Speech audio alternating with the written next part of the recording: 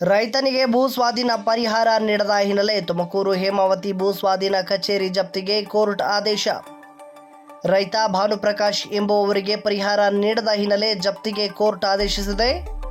ಕುಣಿಗಲ್ ತಾಲೂಕಿನ ಕಿತ್ತನಾಗಮಂಗಲ Amanikere survey number 52ರ 1 ಎಕರೆ 8 ಗುಂಟೆ ಭೂ ಸ್ವಾಧೀನ ಮಾಡಿಕೊಳ್ಳಲಾಗಿತ್ತು. 2016ರಲ್ಲಿ ಹೇಮಾವತಿ ನಾಲೆಗೆ ಭೂ ಸ್ವಾಧೀನ ಮಾಡಿಕೊಳ್ಳಲಾಗಿತ್ತು. 43 ಲಕ್ಷ ಪರಿಹಾರಕ್ಕೆ ಅವಾರ್ಡ್ ಆಗಿತ್ತು.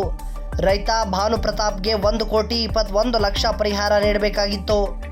ಪರಿಹಾರ ನೀಡದ ಹಿನ್ನೆಲೆ ಕೋರ್ಟ್ ಮೊರೆ ಹೋಗಿದ್ರು ಭಾನುಪ್ರತಾಪ್. ಈ ಹಿನ್ನೆಲೆ ತುಮಕೂರು ನ್ಯಾಯಾಲಯ ಜಪ್ತಿಗೆ ಆದೇಶಿಸಿದೆ.